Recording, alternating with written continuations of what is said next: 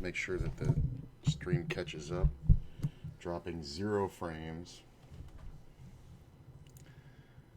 Yeah, last night was a debacle. The upload just went out on my internet, and it was nothing on my end. It was totally just the company. I even spent time on tech support with them, and they didn't know what to do, so they were going to send out a tech. Woke up this morning, it's fixed. Hilarious. So we're going to do the hand reviews and then get into the last section of the preflop from the tournament masterclass. And I'll go through what happened after it went off last night. Went really far in the tournament. Just was kind of unfortunate you guys didn't get to see it. So this is Zoom cash, or Blitz cash. Raise and get called. Flop comes off pretty nothing. Like, the guy either has a king or doesn't. I'm in the big blind. I can have all the deuces and kings. When he leads out here, a lot of people just give up or just flat call, and that doesn't make that much sense without a plan. So I go ahead and call it. Want to see him bet twice. I check. He checks back. We bet the river. This is a value bet. Like, he's never has a king here. Usually won't have a diamond, but we're kind of value betting and blocking so that he doesn't just make some crazy huge bomb bet and make me have to fold the winner. And it works. And it's just one of those things where you just have to see your opponent bet twice. I thought this was the one that I check raised on the flop, but there's another one coming up. Queen 8, defending for a good price. Flop the queen. Player bets out the full pot. Doesn't make a whole lot of sense to me, so I call. He now bets 1/4 pot. Again, this doesn't make that much sense, so I call. River's a jack. Player bets out a 1/3 pot. I decide I don't really know what's going on, but there is no chance in hell I'm beat. So I just go ahead and call. And the guy rolls over the straight draw. And he bet the full pot on the flop and then small on the turn and river. So I think what he was trying to do, honestly, was gamble and get the money in on the flop. I think he wanted to get check raised and just get it in. So he might be one of those gamble guys. But the turn bet is just kind of hilarious. Like, I really considered raising this, but I was just like, my hand's not really strong enough to, like, why am I raising? So I just went for the check call down and just made a nice pot. But it was just a weird manner of going about it. I raise out of first, get 3-bet out of second, call with the sixes, comes off jack high. Player then bets half pot. This bet, again, doesn't really mean anything. A 1/3 pot or 2/3 pot would mean something, but half is just silly. So I go for the check raise. This is kind of a bluff, but I also feel like this is one of those ones where I do have the best hand a great portion of the time here. And it's this half pot bet that kind of gives it away. There's a few things here. Players starting with less than 100 big blinds, or less than a full buy-in. So, like, he starts with 101. If you were to buy in for the max in this stake, it's 120. And anybody who has less than that, you can kind of, there's an exploit there because it kind of shows inexperience and I guess like a little bit of fear because they don't want to just be reloading the whole time. But if you don't reload, you're actually going to be taken advantage of more because players know that there's a limit on the pressure that you can take. So he goes ahead and bets his half pot bet standard, and then when I check raise, it pretty much just makes him have to fold almost everything. So, like, he's folding pocket 8s and 10s here, which is a fucking disaster if you're up against that. And, yeah, so I really don't like this play. He could have just had ace-king for sure, but even then, if he bets a 1/3 pot, I don't think I'm raising. If he bets 2/3 pot, I don't think I'm calling. Hey, what's up, DeBouse? So it's a nice takedown. And I think the check raise is kind of important in some cases like that. I decided to just call out of the small blind with the ace-king. I've been finding this works really well in Blitz, not taking the ultra-aggressive approach with the ace-king, just letting the hand get made and, you know, kind of springing a trap. Plus, it keeps my range very wide, right? So it makes it so I can have literally anything. Like, if I 3-bet, it kind of narrows my range a lot. So it goes check, check on the flop. On the turn, it goes check. He bets less than half pot, which is fine. This bet's a little big and a little small. So it's a little big to be something kind of okay, like a flush draw or a second pair like that. And it's a little small to be anything really good, like top pair or two pair or a set. So it really doesn't make much sense. So I just call it. On the river, he bets half pot. And again, this is that nothing half pot bet. It doesn't really make sense. So yeah, I just call it with the ace king and just got him to bluff. And, if I 3-bet pre-flop and bet the flop, yeah, I'm going to win this pot every time. But there are, in this particular instance, but there are lines where I'll 3-bet this pre-flop and then check the flop. And then when this gut shot hits the turn, he may decide to do something really wacky. So it's a good way to lose the pot without needing to, in this specific instance. So I think it's just nice, and it just shows the power of ace-king all by itself. When nobody's got a pair and you have ace-king, you have the best hand. That's a good thing to remember. So I raise the button. I get raised really big pre-flop, and I do decide to call it. He 4x'd it. Flop trip tens, which is pretty awesome. Goes check, check. I check the turn. Or sorry, he checks the turn, and I bet. And I'm betting small to attempt to get raised. Player calls. When the river comes off a club, it's kind of super bad for me, and I believe I called it at the time that this player could absolutely have king-queen, especially with the large raise pre-flop. And I'm going to be posting this one because you're going to see that I checked it, and he checked back, which is hilarious. Or he checked it, and I checked back. I think if he leads the river here, I do have to call a pretty large bet. But I think he was going for the trap. I don't think he was even worried about the flush. If I had bet, he would have called. I think he should have just betted himself. Like, on a river like this, you can bet like 25 or 30 blinds. And if you get raised, you can just know for a fact that you're beat. Because nobody's bluffing this river spot without the clubs or a full house. So, I mean, if you're going to call the turn and make your best hand, you kind of want to get some value. And if he had bet 25 or 30, I'm calling it. Like, I'm probably going to still say what I said, which is he could definitely have king-queen. But I'm still going to call it because it is now a great bluffing spot when the dynamic nature of the board changes. So it just shows that some people have to have the absolute perfect run out for them to make a bet, which is not what you want. You don't want that in your head. All right, let's go over to this one, and I'm going to go through the marked hands first on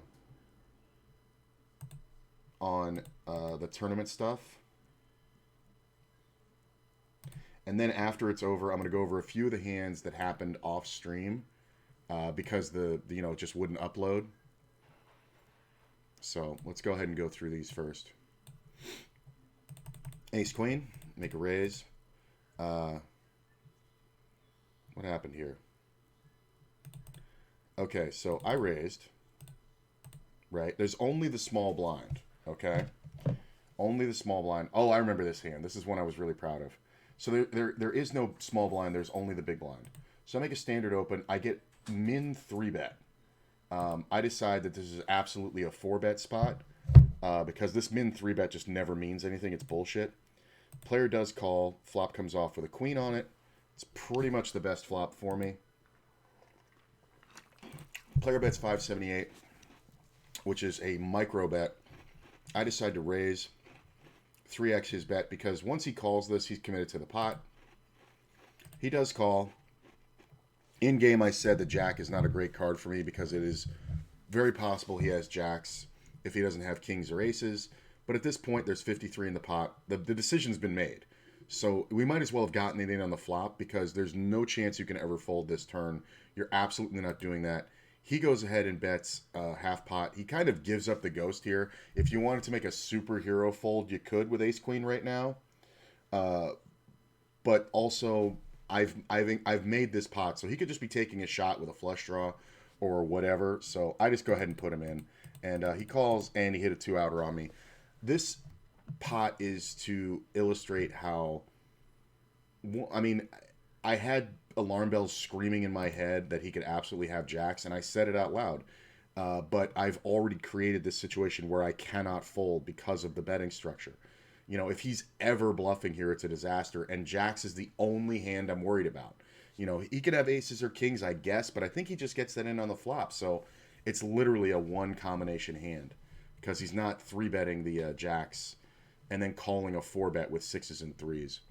So yeah, just unfortunate, but I stand by the play, and it's a really well done four bet preflop. Jack 7. See a raise and a call, so we defend. Make a jack. Player bets micro. This means nothing. Get called. I go for the check raise and get the fold. I think this is an illustration of a perfect hand to check raise because this is nothing, and I feel like this called because it's a little something. Like maybe it's a hand with like Queen 8 or, you know, 10 king or something. You know, maybe 10 king, maybe ace 10, you know, maybe the ace of clubs and nothing, you know, going on. Maybe a hand like 10-9 or 9-7 or something. You know what I'm saying? Like some little slice that got in here. It could even be a hand like pocket eights. You know what I'm saying? Which is fine. You know, I mean, you maybe wouldn't want to raise that in position after it's been bet small and there's two players behind. I could see that. But I think this is a good illustration of check raising with a made hand. Like my hand's not getting much better from here unless I hit a 7 or a jack. So I think this is one where not a lot of people have a jack, and I just need to protect it. If I was to make the check raise and get called by this player behind, I would be betting heavy on the turn unless a club or a straighty card came off.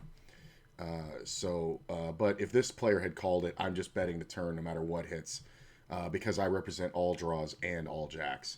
And he's just going to be calling with ace-king. So this is a good illustration of when to check raise with top pair, which doesn't come up too often when you're not super strong. But it came up there. Sorry, I got a little frog in my throat. Raise and get called on the button. We have a ton of blinds. So I check it. I'm playing this like a trap. I decide to go ahead and bet the turn pretty large. 2/3 pot, he calls. The river, I decide to go for super ultra big bet. 80% pot. And the player does call. And the value of doing this is that you throw off people's tempo. Like, even if I had bet a third pot on the flop and, like, 2/3 pot on the turn, I think it's just getting a fold. Unless the person has an ace, like, they may call on the flop for, like, to see you bet twice, but it's silly for them to go beyond the turn. And then if I bet the river, it's like they're never calling without an ace. My feeling is, without a 3-bet from the button preflop, when we're this deep, how many aces does he ever have? So that's why checking the flop is important. And it just sets up this scenario where if he's just calling me, I can bet huge. And like he's looking to hero call me. Like he could have pocket 10s, he could have pocket 9s, he could have something like 6-5 or, you know, 6-4. He could even have like some rag aces that didn't 2-pair. But I think that's very rare. Plus holding an ace, it's like, what are you going to do? So he does call with 4th pair. Like, if I bet this flop and turn, is he ever going on? So I'm going to win, like, on this flop, if I bet standard, like, 2.5 blinds, right? He calls that. And then on the turn, there's 5-12 in the pot, and I bet 6, right? Even if I bet normal, like 7, he's not calling, right? So I make a profit of, like, there'll be, what is that? There'll be like 17 blinds in this pot. But by checking the flop, look what I was able to do to this guy. We got 50 blinds in. 50 blinds because he just wanted to be a hero. And this is something that works amazingly in tournaments. Like, I would say this is a good cash game play, and it is. But you'd be surprised. People will catch you more in tournaments, especially early when it's deep, than they will in cash games. Because it just doesn't matter. There's just not a lot of money in the pot. But in tournaments, the chips are so valuable that people actually counterintuitively will hero call. So this is one where I got literally 3 times as much money out of him as I should have in this exact scenario. And you have to get creative.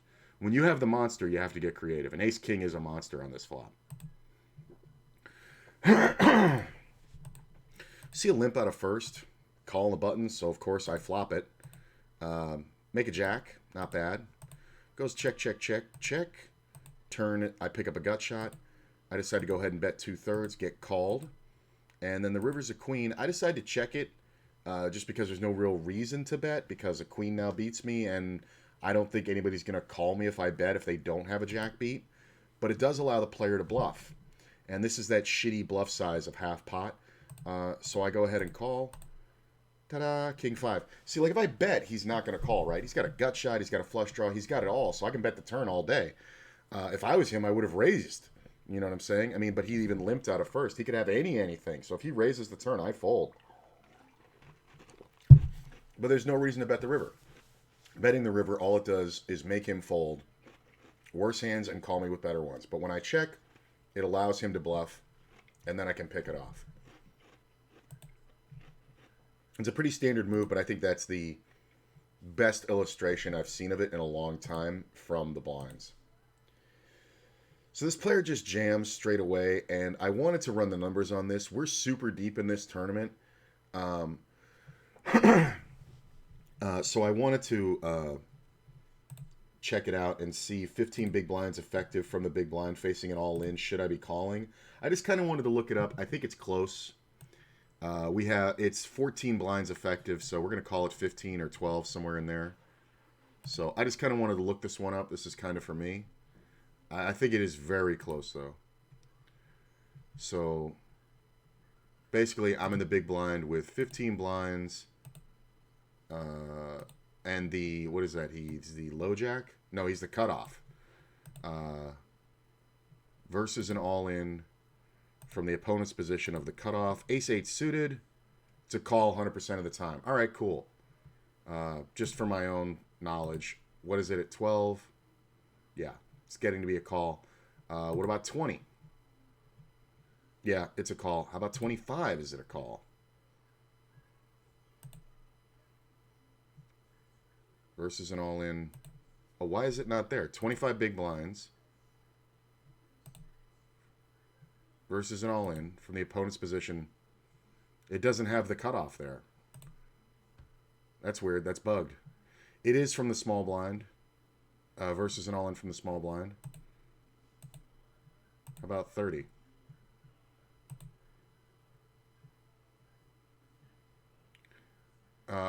It's because nobody's going to straight jam it, is what it's saying. So if we face a 4-bet all-in, like if we had raised with the ace-8 and the cutoff was the guy, then yeah, then it's a fold. Okay, so it doesn't start to become a fold till after 30 blinds. So yeah, I just wanted to check it out. And he just happened to have king-jack. So I was proud of it at the time, because I felt like the hand was so strong, and that if this player is jamming anything and it's a 60-40, I should call. And this was deep in the tournament. So you don't want to get these wrong. It sucks that I lost it, but I would have been more pissed if I gotten it wrong. Ace-10. This is an interesting one. I raise, I get 4-bet, and I go ahead and jam. And I did want to run this one too. This is another one I wanted to look up. This is a different tournament than the one I went super deep in last night. So he makes it so big. That's why I jammed. Like, his raise is beyond standard, right? So I only have to win this 76, 77, 78. So it was 28 more for me to jam. So I only have to win this a third of the time for this to be profitable. So obviously I'm going to get that. But I want to see what happens. I'm in the cutoff. I get 3-bet by the button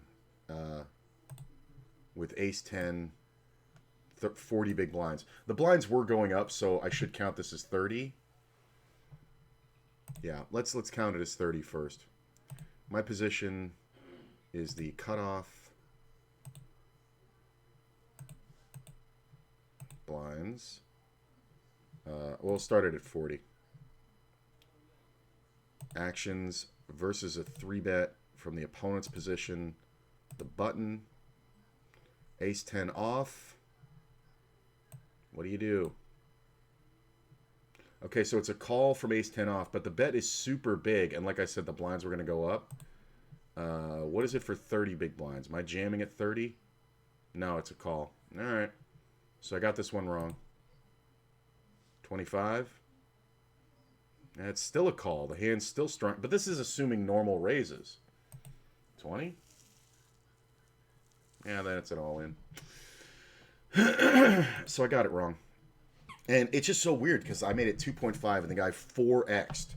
And it's because he 4x'd, I was like, this should be a hand that wants to get it all in. And most of the time when I hold an ace versus a hand that wants to get it all in, it's a pair. It's just a race. It could be a hand like King Queen, but I don't think it's likely. So I was thinking it's a pair, and most of the time that pair is going to be 9s, 8s, 7s. I happen to be wrong in this exact instance. But I'm still kind of thinking about it because it's the 4x raise that throws everything off. Like, it's just improper. But that was early in that tournament, so I took the shot. And I kind of like it at that stage of the tournament. Oh, let me go back. Okay. I limp from the small blind to make the ace. Oh, this is a nice one. I just bet 1 big blind. I just bet 2 big blind. I just bet 4 big blind. And I get raised. I snap called this in game. This is one of those ones where I called it sequential betting. I don't really know what you call it, but the proportion of my bet changed, but in proportion of the pot it didn't change. So like I bet 1 on the flop, right? And then my next bet I just doubled it. And then the next bet I just doubled it. So I'm under half pot the whole way, right? So this just kind of looks like we limp the pot. If you don't have anything, I'll take it. Okay, you call. Well, if you don't have anything, I'll take it. On the river. Well, if you didn't make anything, I'll take it. And there's not a lot for him to have. So this very narrow range of, margin, like he can have a king. He can have a 5. He can't really have an ace, right? He would have raised me pre-flop or raised at some point in this hand. When he raises the river and I have an ace, I'm never folding here. It was a snap call. And it just kind of induced this. And I've seen this 100 times. And I was able to pick up, 33 blind pot in a limped pot where I was just at no risk. I mean, if a queen had come off, yeah, it would have changed the dynamics of the board. Maybe I could have figured it out on the river, but I'm probably calling the same bet just because my hand is so strong. So I kind of underbet my hand, and he overvalued the bluff. Pocket, or ace 8.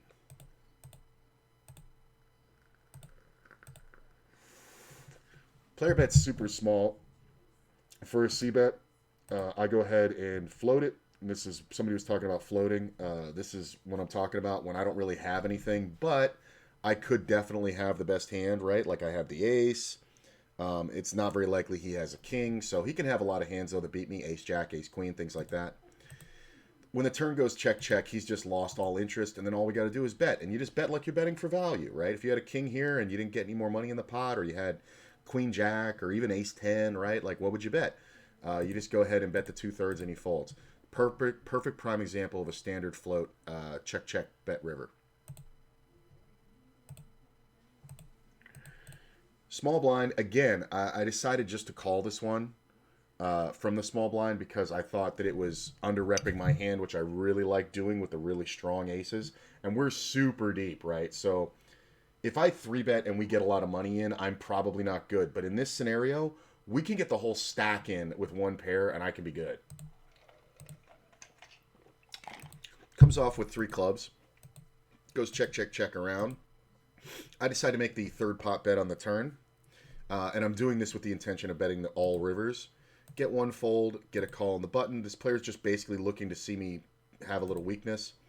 I decide to go ahead and bet 2/3 pot, and he does fold.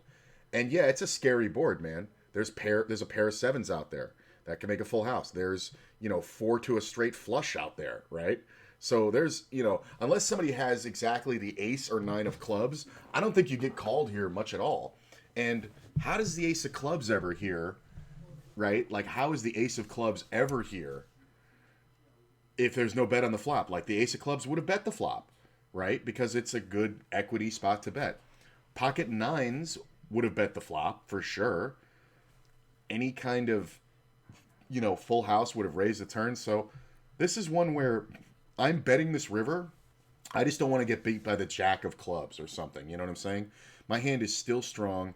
It still has value, and you have to fight for that value.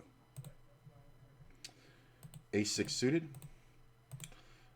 This player limps, and this limping thing, he'd been doing this quite a bit, so I decided to get aggressive and isolate him.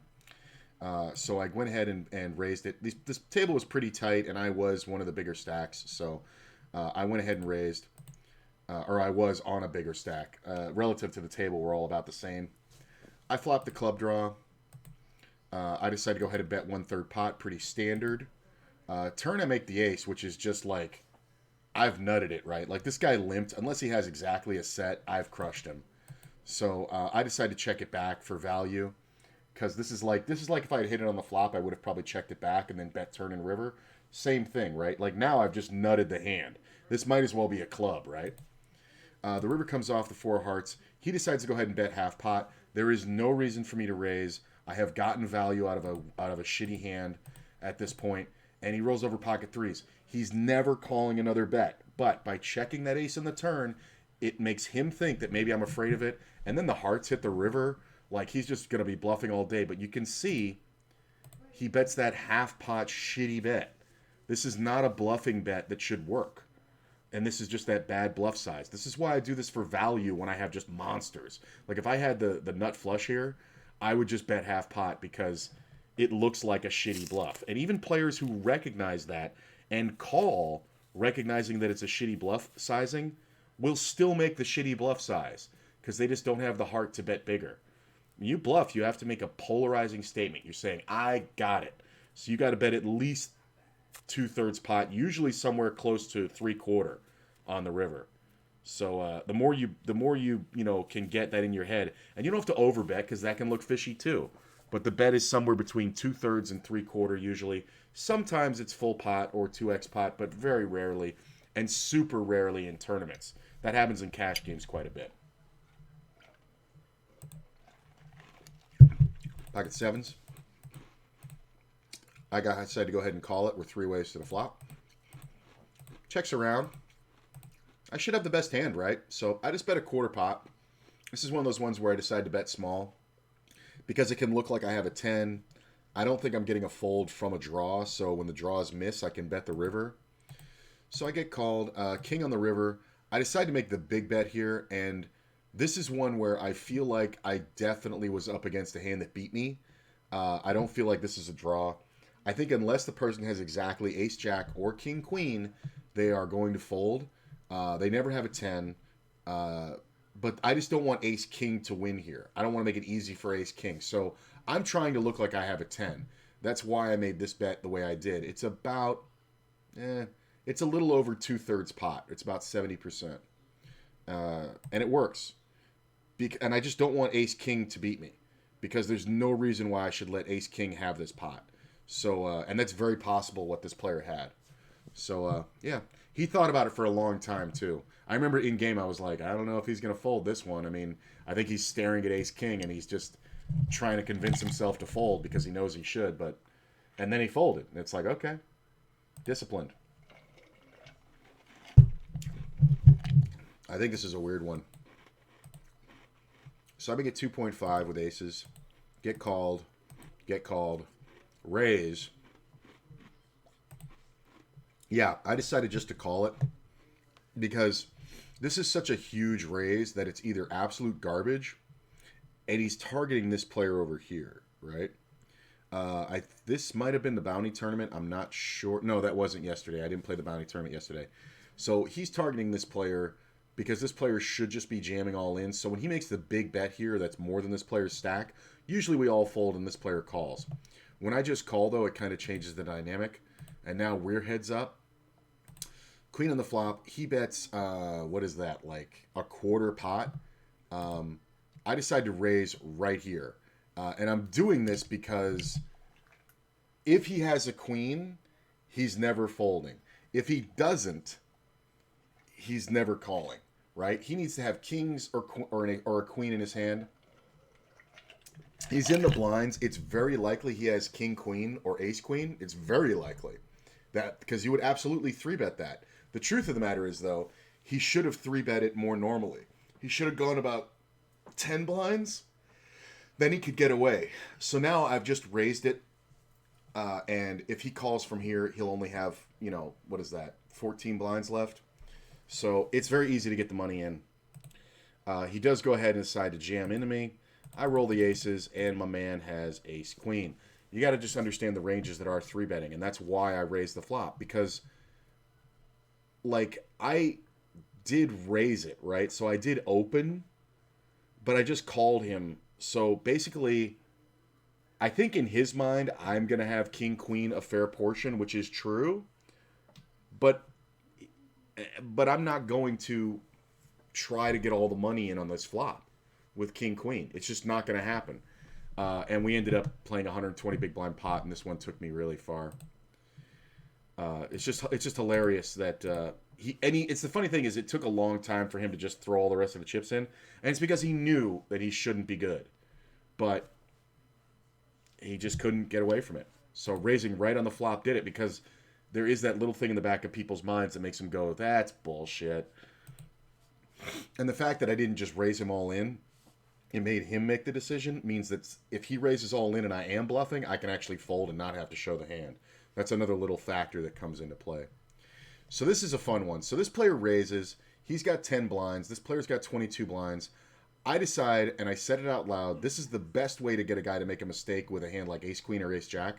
So I just jam this monster stack in. I am super deep in this tournament. This is 70,000. I believe the chip average at this point is something like 40. I love this play. I've been dominating and running over this table. Player to my left has 34 blinds. That's a 40K stack. That's an average stack. He thought about it for about 5 seconds, and then he called me. Everybody folds. King 3. I don't know why, but it was like as soon as the call was made, in the back of my mind, I was like, this is why people think the game is rigged. Before the board even ran out. 3 on the river.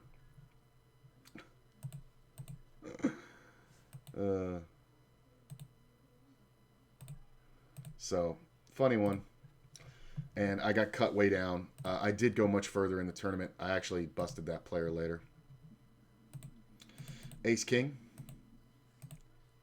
Get 3-bet. I have 80 blinds now. You can see I've recovered. This is the same tournament. I decide to go ahead and jam all in. Player does call. I flop quads. Just a fun hand. Pocket kings. This is interesting because this player has 62 blinds to start the hand, right? 61, 62. That's a ton. If we could get it all in now, I don't know how much I like my kings, right? Like if I raise here and he 4-bets to like 20 and I jam and he snap calls it, how often am I up against aces, right? So I make a raise on the button, and I was just thinking about it in the back of my head. He is opening in first, so you kind of always want to give him a little bit of extra credit, you know? So I make a 3-bet on the button, and it is a small 3-bet, but we are super deep, and I am the literal chip leader of this tournament at this point. And we're much deeper. You can see I have 200,000 now. Like, we're much deeper. He goes ahead and just calls it, so no aces, obviously. He could definitely have queens. That's a factor. He checks. I decide to go ahead and bet for value, 2/3 pot. I figure if he has queens, I'm going to find out right now, you know? And this is just a straight value and protection bet. I just don't want, the club draws to get a good price. So I bet it. He thinks for a super long time and then calls. Like, literally, his time bank almost ran out. I was like, I'm not going to get any action. And then he called for some reason. The turn comes off a 3, and when a player does something like that with timing, it means that they kind of don't love that you're betting. But he didn't fold. So I went ahead and bet 2/3 pot here, a little under that, right? Like, this is like a couple clicks. I just kind of went to 2/3, which would have been like 24, and then backed it off backed it off a blind. And I'm committing him to the pot.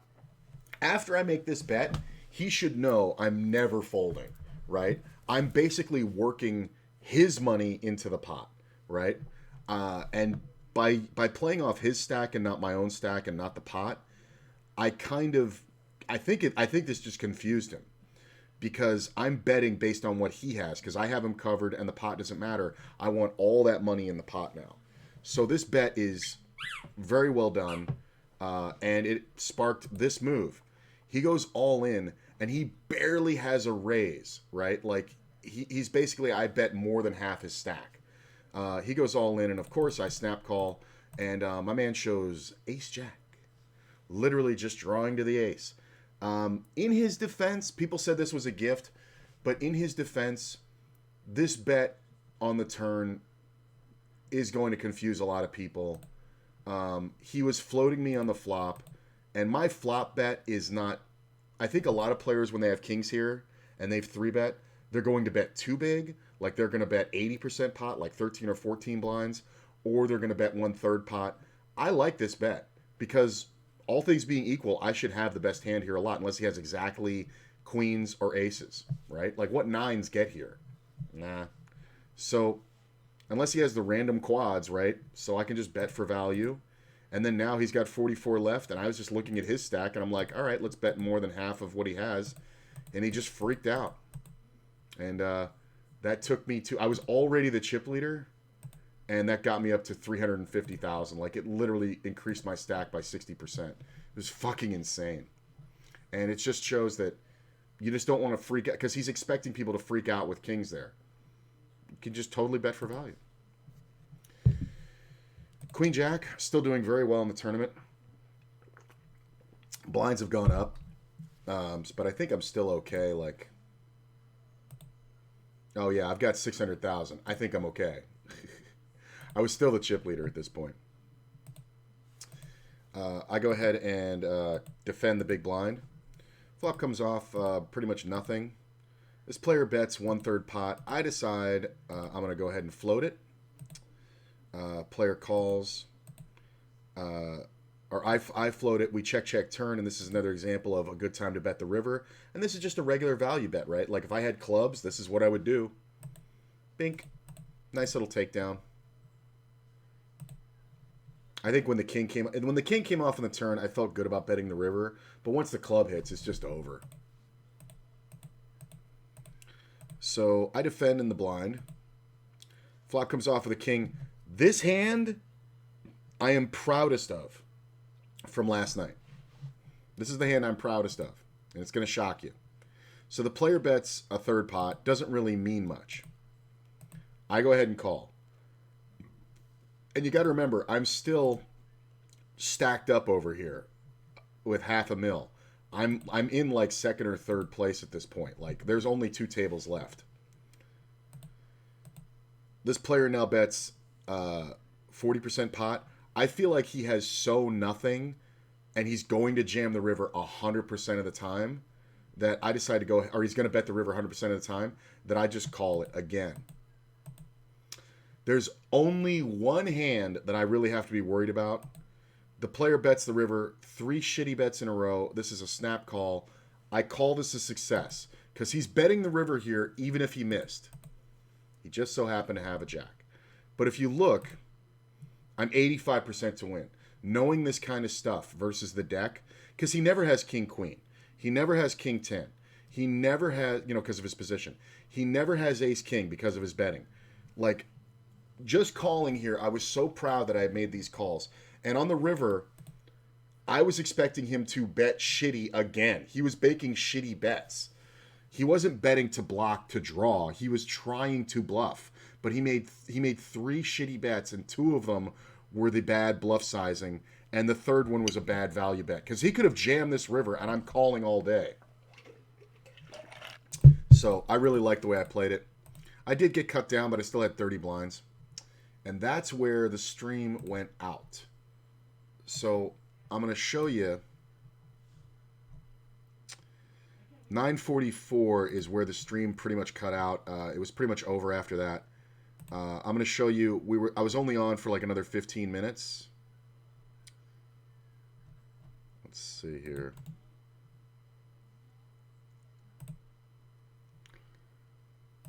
I'm going to go down here. I think this is the one we just looked at. Yeah. Okay.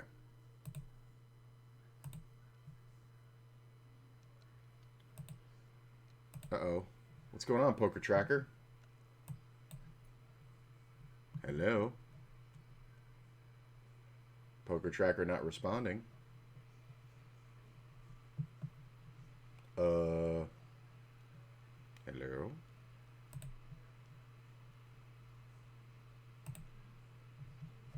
Weird.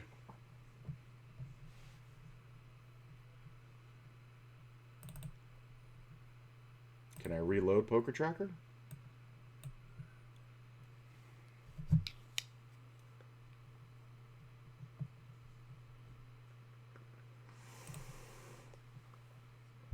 All right. That was weird. I don't know why that happened. So, okay. So we're going to go through a couple of these hands here after I went off because the upload speed got crushed. It was just, they were just working on something. So, here's the King Jack. This is a fun hand. The next hand. All right.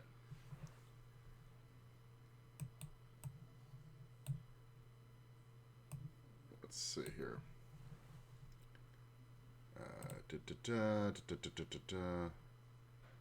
Where is the 9-9? There we go.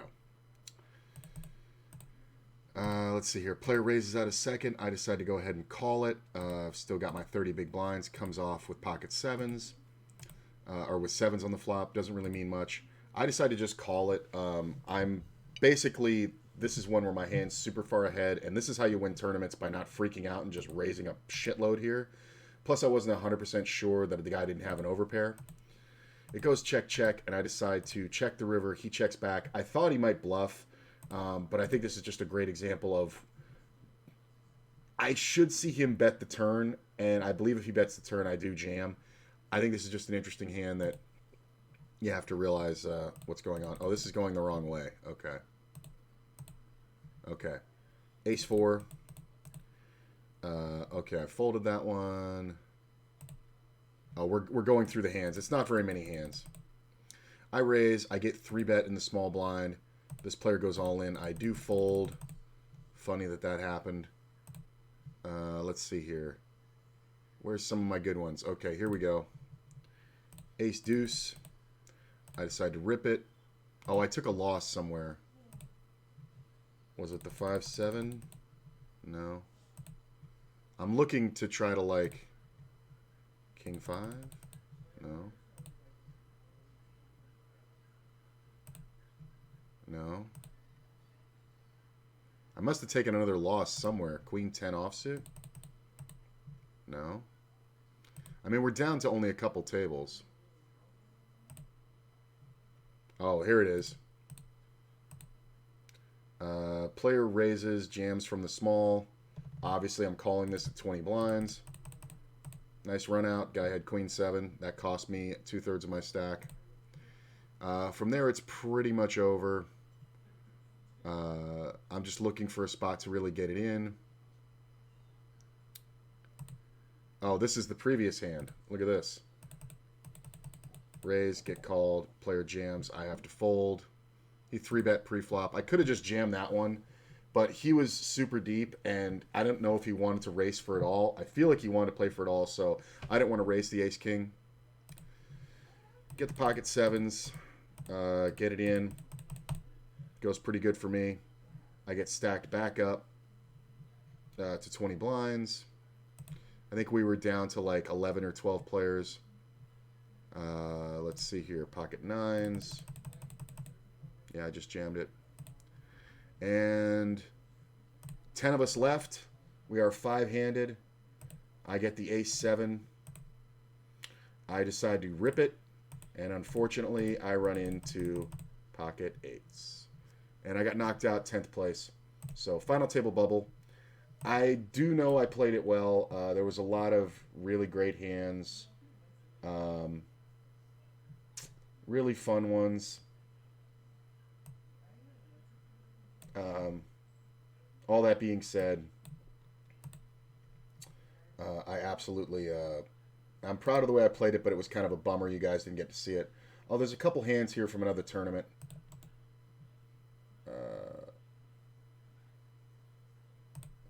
I didn't get these from another tournament. Hang on.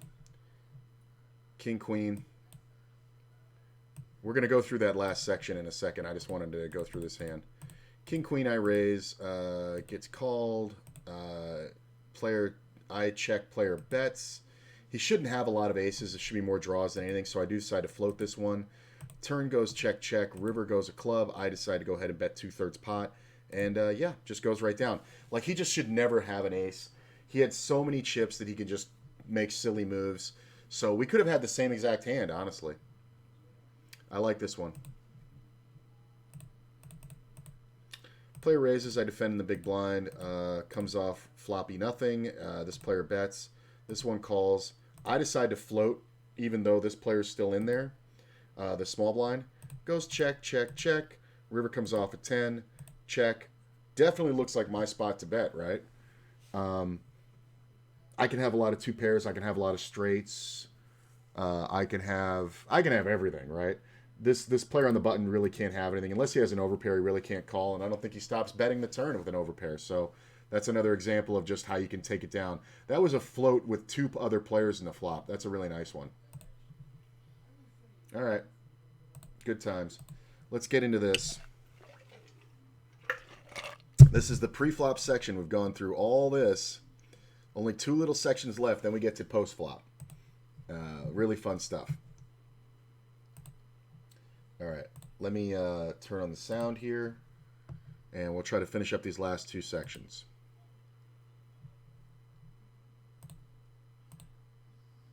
Now let's discuss when you are facing an all-in when you have fewer than 12 big blinds. This is when everyone folds to someone and they just shove it all in, as we've already shown they should.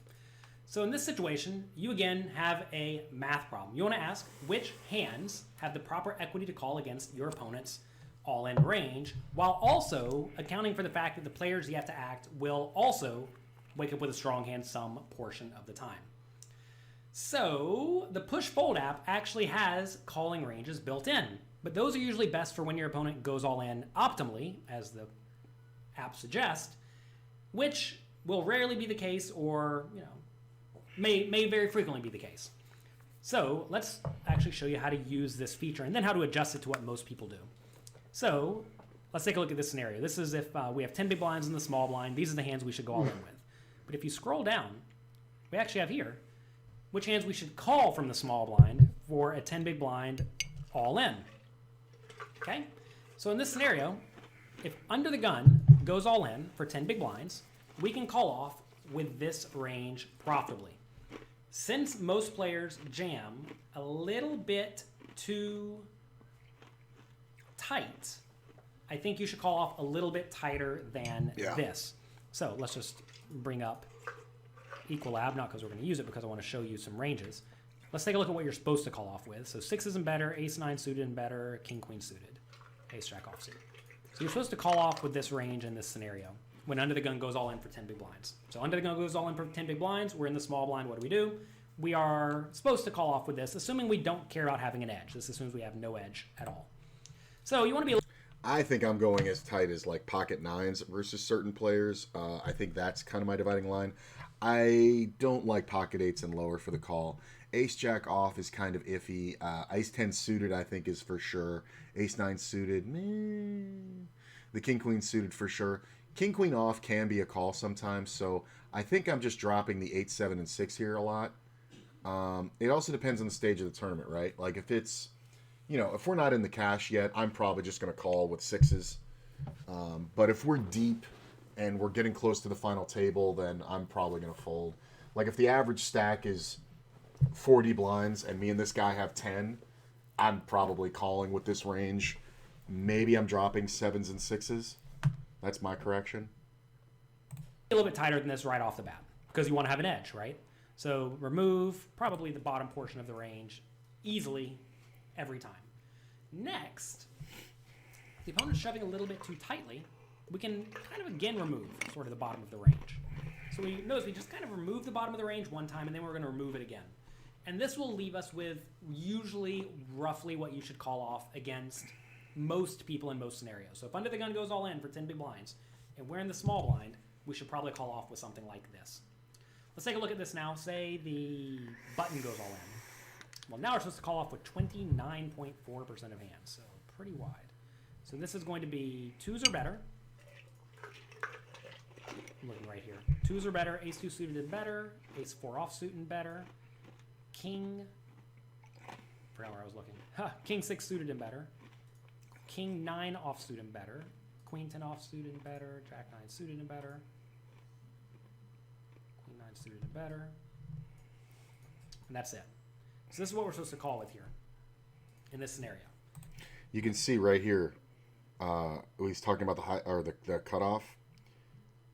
See how all this comes up here? You can actually just type this in down here.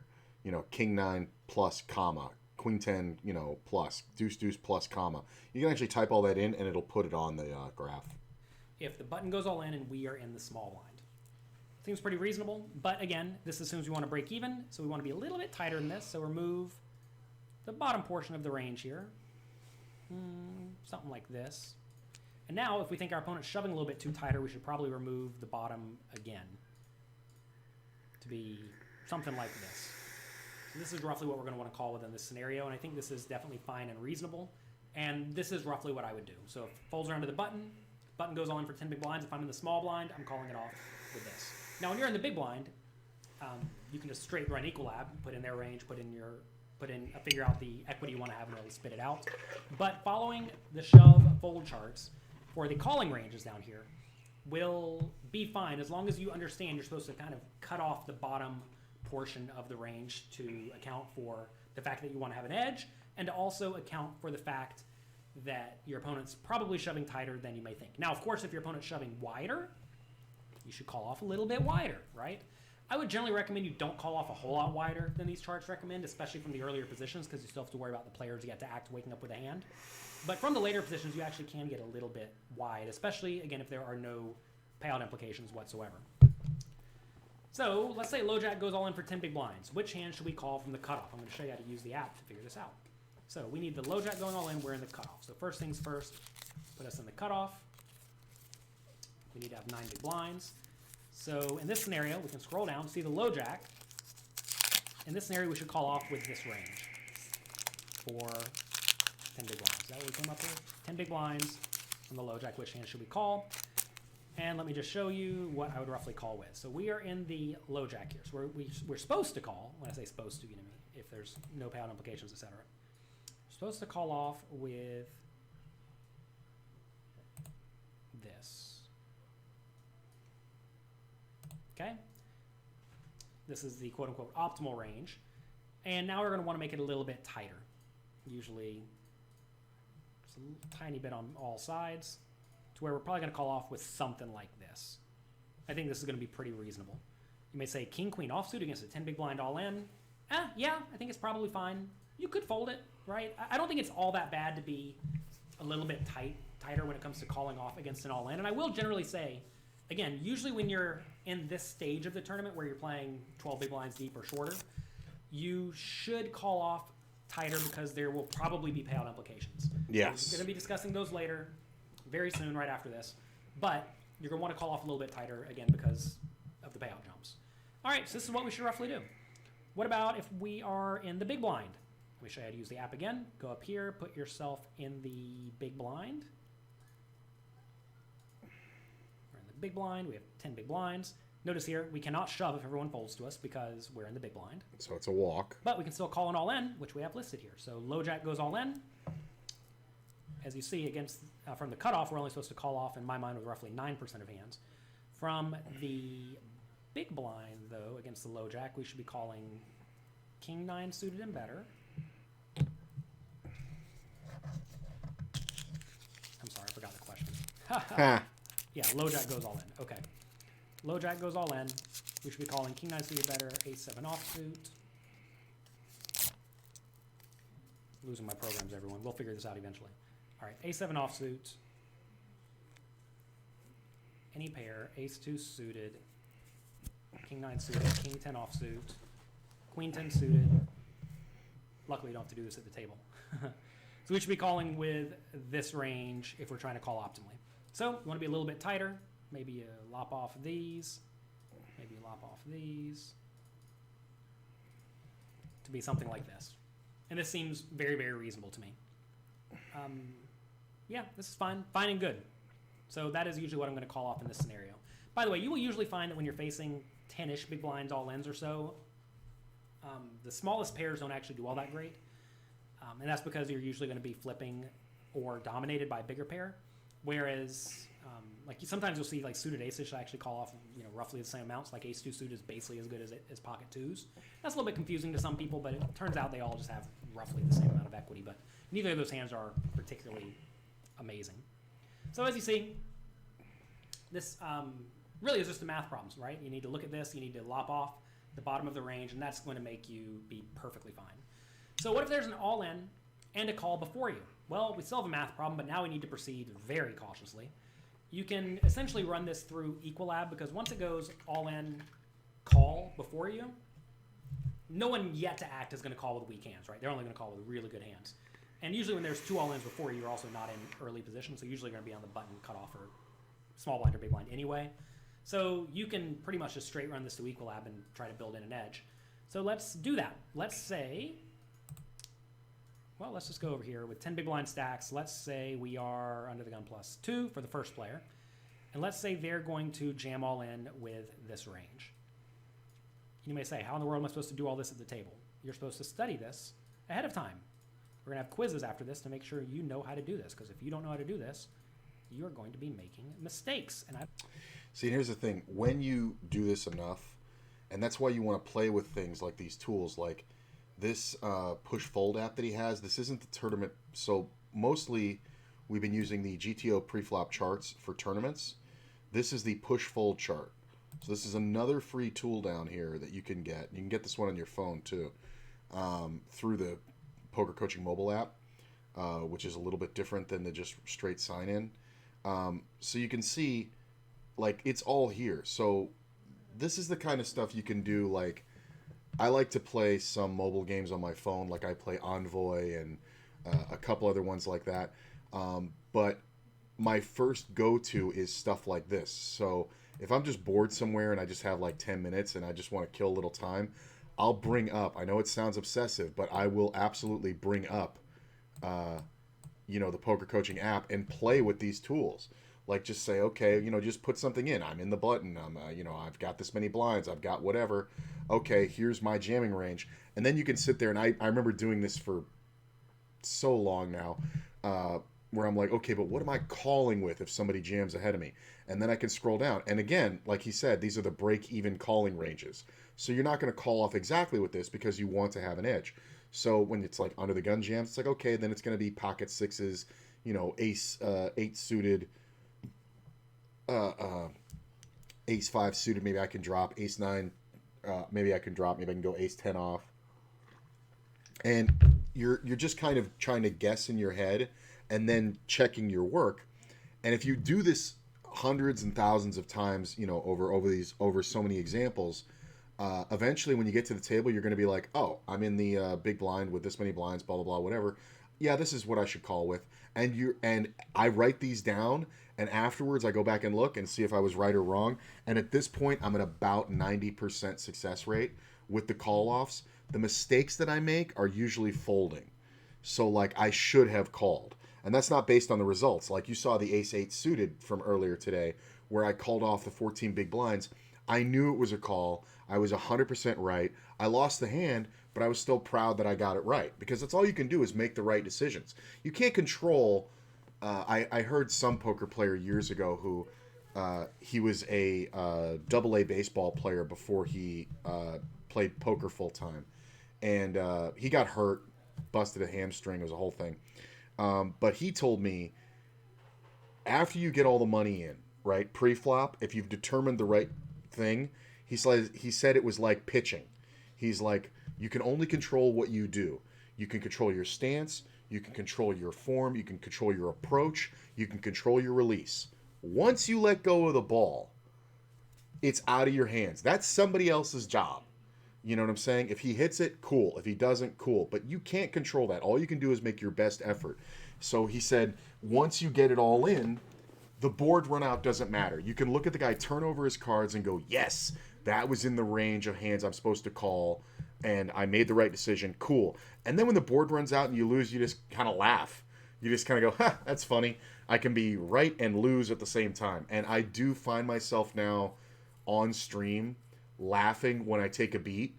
And it feels good to me because it shows that my mental health with poker has increased dramatically, because those used to infuriate me. But why am I getting so mad? Like, yeah, momentarily I can be like, motherfucker, but then when it's over, it's just like, oh well.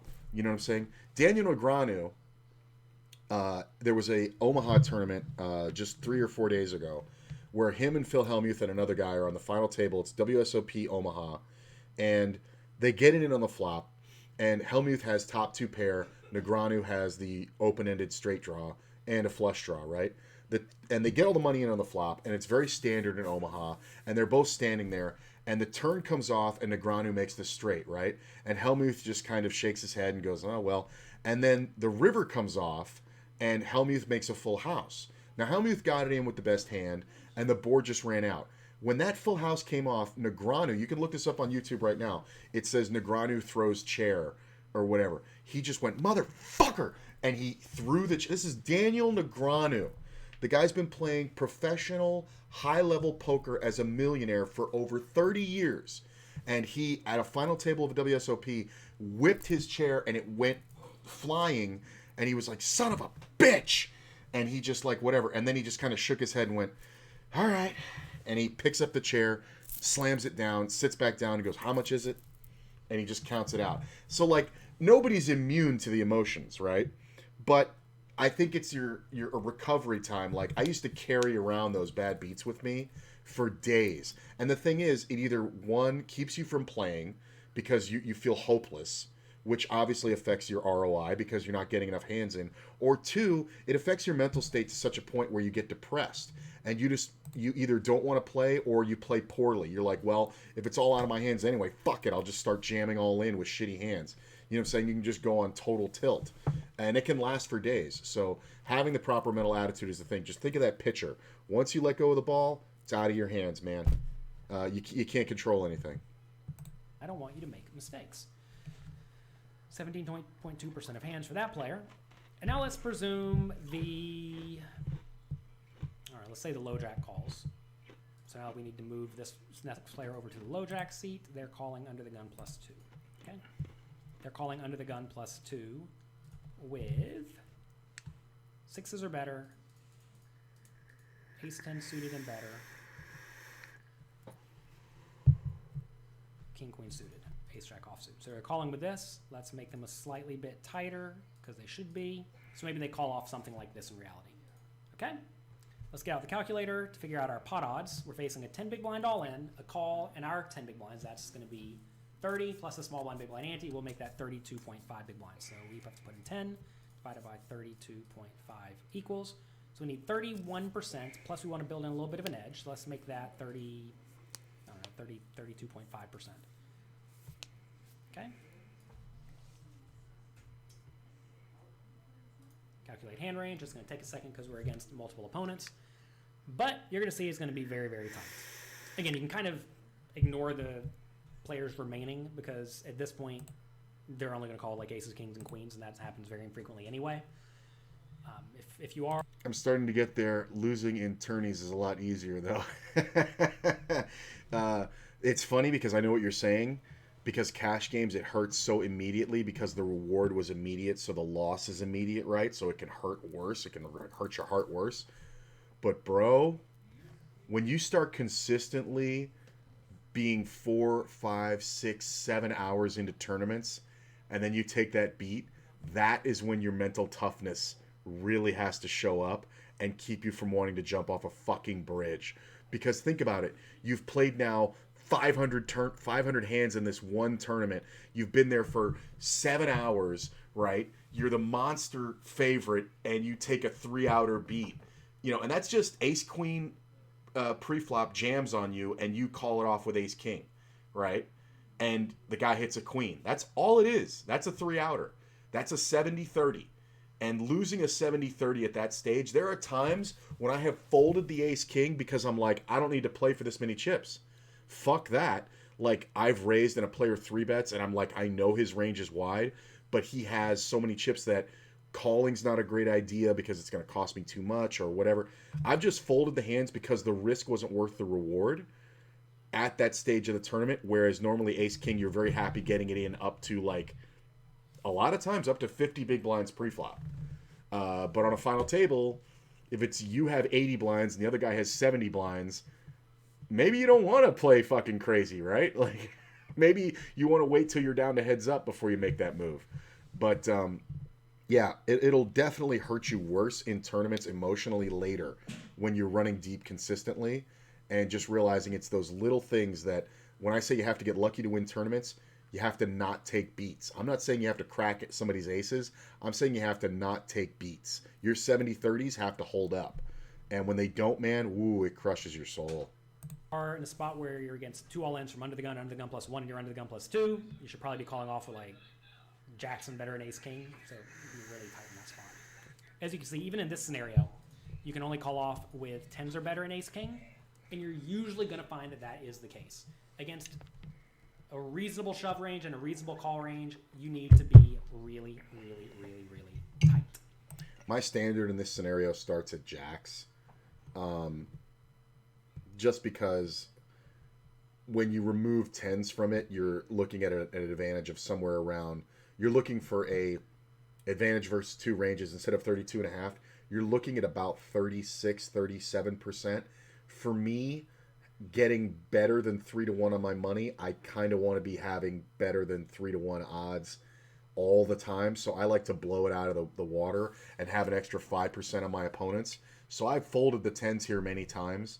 But the 10s is probably correct. This is the end where I make the mistake on, is taking the 10s out. But he's right. When you see an all-in and a call, or here's the thing too.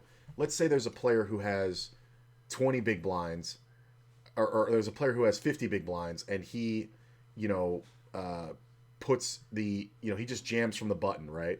And you're in the big blind, and the small blind calls it off, and he has 20 big blinds. You're playing the same pot. You're playing to win the same portion of the pot. 10 from each of them, and the blinds, and the antes, right? That's it. So your math is the same. So in that scenario, it's an easier call, but there are and you got to remember the effect. You're the effective stack at 10 big blinds, but it also works the other way when you have a big stack and like the button jams all in, or the hijack jams all in for 10. Some guy calls it off for 10. If you're even sitting there with 100 blinds, right? You'd think you could call it wider. You can't, because you're only playing a 10 big blind effective stack. So this is still your calling range versus those players if they both had 10 big blinds, right? It's the effective stack that counts. I'm not saying I don't make the call looser in a lot of scenarios there, because usually that scenario where I have the huge stack and they have 2 smaller stacks, I'm either on a final table and it's worth the gamble to knock out 2 players with a hand like King Jack suited or King Queen, or it's very early in the tournament, players are just on a fuck it stack and they're like, I want to re-enter, I'm just going to throw it in. So then you can call super wide. So that is important.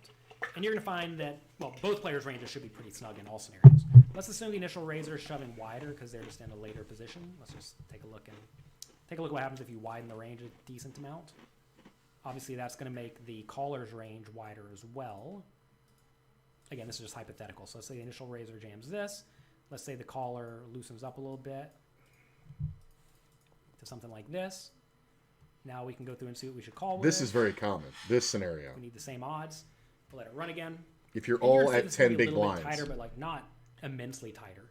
And that's probably call with 9s. It is really tough to have good equity against this second range.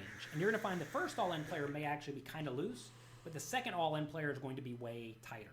Also, again, got to keep mentioning, whenever you are at this stage, there usually will be payout implications, which force you to be even tighter than this. So you really just shouldn't be calling an all-in and a call all that often. Pocket so eights. You see here in this scenario, when we're against 2 much looser ranges, you can call it 8s or better and ace-jack suited or better. So, wider, but certainly not loose at all. And that is very important to note. I mean, whenever I'm playing poker online, especially, I'll see all-in call, and then somebody will just call off with pocket twos or 10-9 suited or something like that, and it's insane. So definitely do not do that. Obviously, as the stacks get shorter, they're going to be getting better odds. That is definitely worth noting. So let's say the stacks were 5 big blinds instead, and you had 5 big blinds as well. Now you have to put in 5 to win 17.5, right? So let's presume same ranges. Obviously, they'll be different, but now you want to have like 31% equity or 30% equity instead. All right? Tools, hand range calculator. We need 31. And calculate it again. And you're going to see this is going to be wider, right? As you're getting better pot odds, you need to win less often, which is going to result in you being able to call off a little bit wider. While that's calculating, by the way, the shove fold chart can do this as well. You can set the big blinds down to like any number, right? Say it's a 4 big blind raise. It'll tell you what you should call within these scenarios, and you see that the calling ranges are substantially looser in all these spots. And again, I would still go through the same exercise of removing the bottom portion of the range in that instance as well. All right, so with much wider ranges, getting better odds, you can see now we can call a little bit wider, but even then it's not absurdly wider. So very rarely is the idea of I'm getting good odds enough to justify calling decently snug all-in ranges. So don't think you're supposed to be making absurd calls. Anytime you have any question, though, you see how we do this, right? You should never really have a question anymore as to what to do when you're facing any shallow stacked scenario when there are no payout implications, because it really is very straightforward. So I'm going to presume you have this figured out. I want to make sure you know this. You're going to have quizzes. Make sure you get the quizzes right, but you should really not have questions in these scenarios, and instead you should be able to run the math and find your answer. And knowing that you know how to do that makes me very happy. I was on a stream not too long ago, and somebody said, they sent me a hand, and they said, what do you do in this scenario? And I was like, not to insult you, but do you not have Equilab? Equilab is a free program.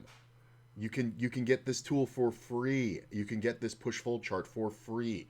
Jonathan Little's site, you can get a free membership. You don't have to pay for anything, and you get all these tools. So I said, do you not have these tools? Why do you not have Equilab? Why do you not have, Flopzilla, even the basic, not the premium? It's all free. You can play with those and learn. You don't have to ask me this basic question. And then I just did the math, and I was like, see, this is the math, and this is how you figure it out. And I showed Equilab. And then the guy got Equilab. He actually messaged me in a whisper later and was like, oh, dude, thank you so much. I'm fucking having so much fun with this. And it's like, yeah, you have the tools. There's no reason to not do this unless you're just lazy. But asking me one question is not going to solve your problem, because you're going to run into the same scenario over and over and over again, and you're not going to know what to do if you don't understand the ranges. The tools are there. Use them. Under the gun goes all in for 7 big blinds. Should you have a wider range from the low jack or the button? Well, you should have a wider range from the button because there's less players to act behind you, right? So if you're in the low jack, you still have to worry about the hijack, the cutoff, the button, the small blind, the big blind.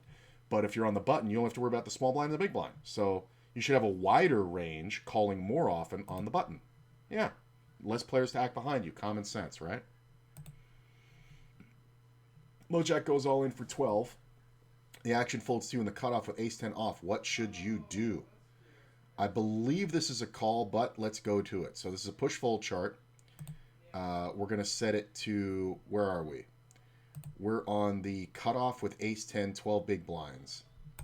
Okay, so our position is the cutoff, 12 big blinds, no adjustment.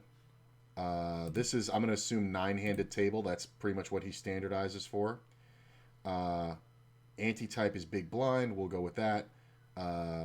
Anti-size is a big blind. We'll go with that. Cutoff, big blind, 12 big blinds.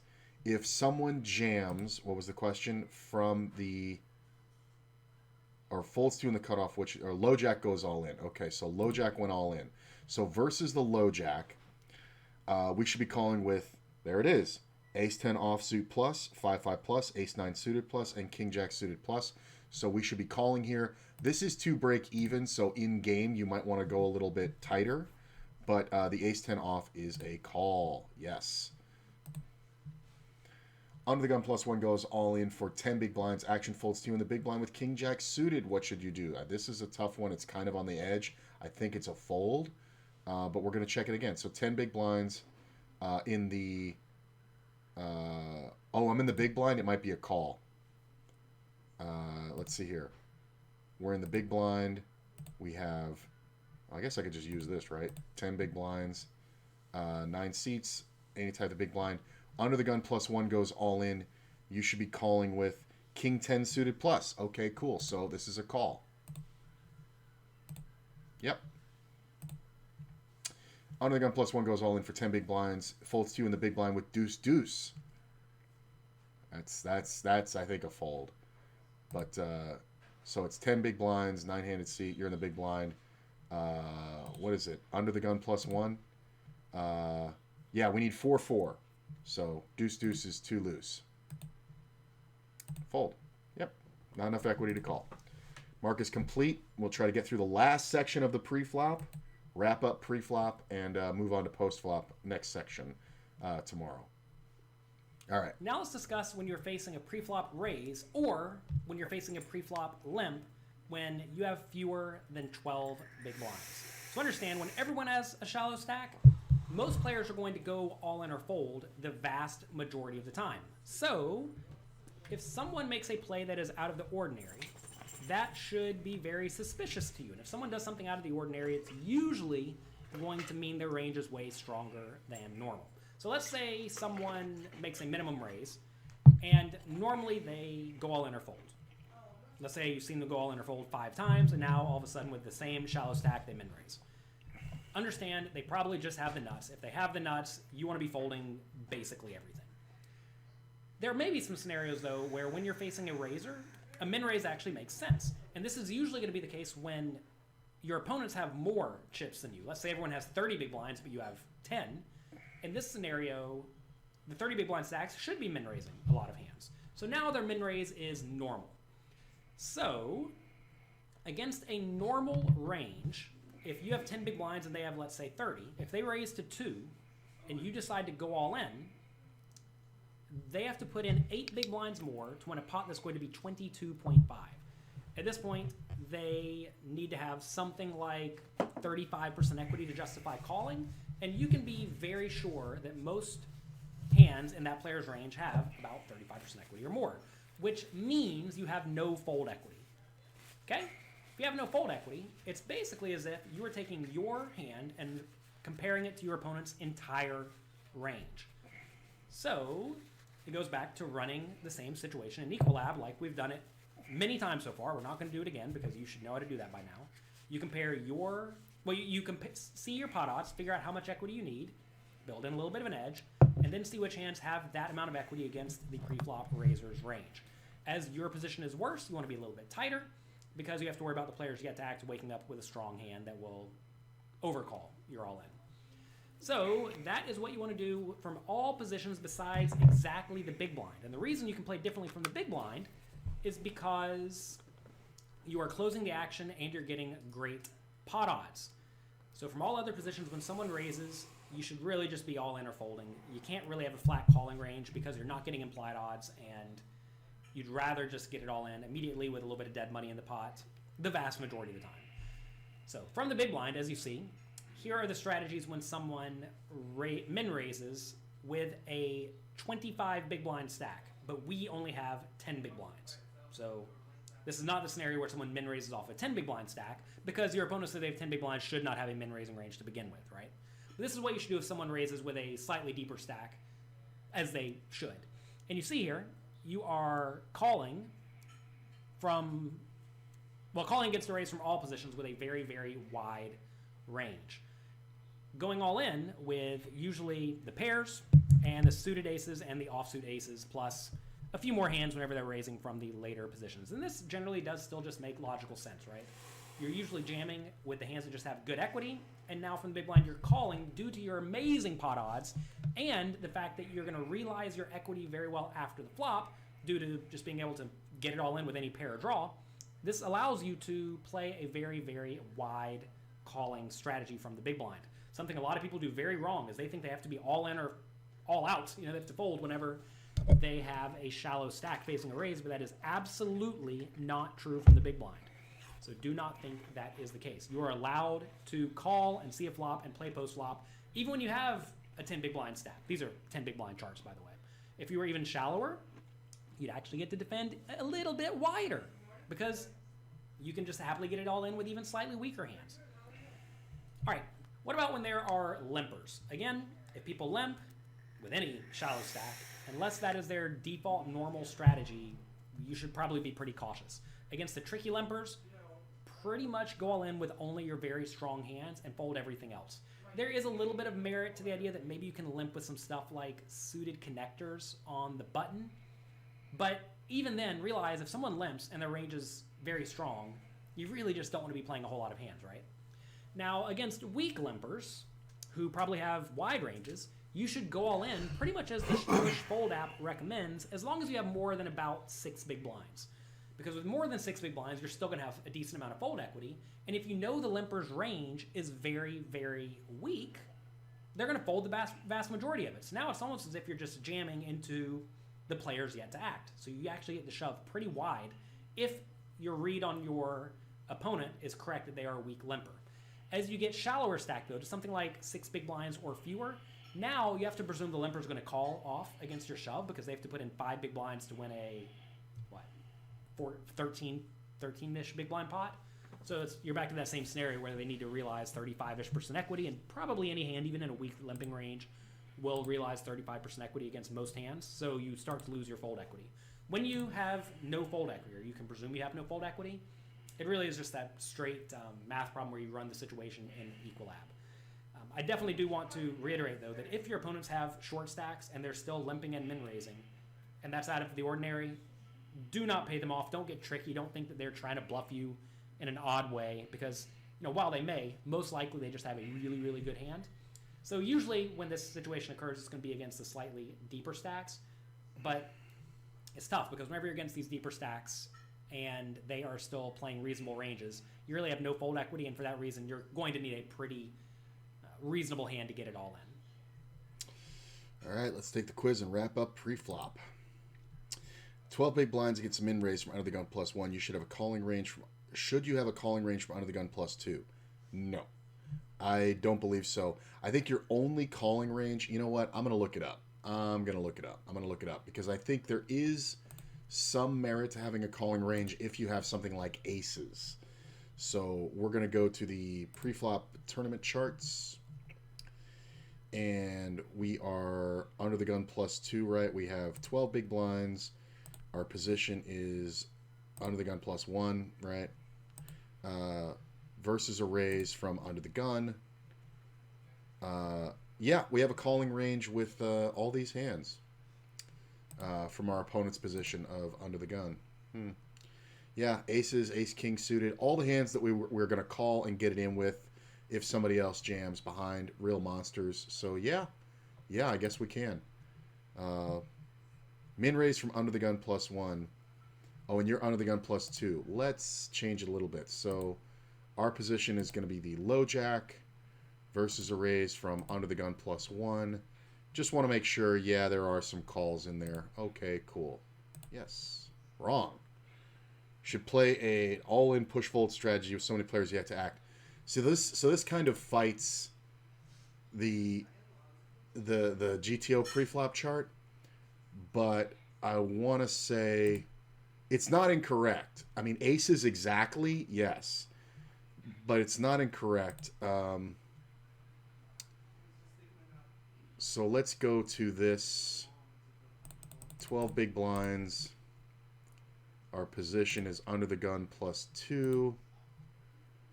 And yeah, under the gun +1 is an ace jack. Yeah, so it's okay. So we're going with a jam stack here. All right, cool. I think exactly aces, you can make a case for calling, although that does look super suspicious. And if you're on like a final table, it's kind of a good idea. But other than that, you should probably just be jamming the aces to look weaker. You're in the big blind with 12 big blinds. Should you defend your big blind wider or tighter than if you have 40 big blinds? I mean, I guess it's like similar. right? Hmm. I mean, I guess it should be wider, right? Yeah, because you'll realize your equity more. Yeah, that's the thing. The low stack to pot ratio, you're going to get to the river more often. With 12 big blinds, you're calling one to, basically flop a pair and get the money in. So I guess you're not defending with hands like, 9-10 suited and things like that.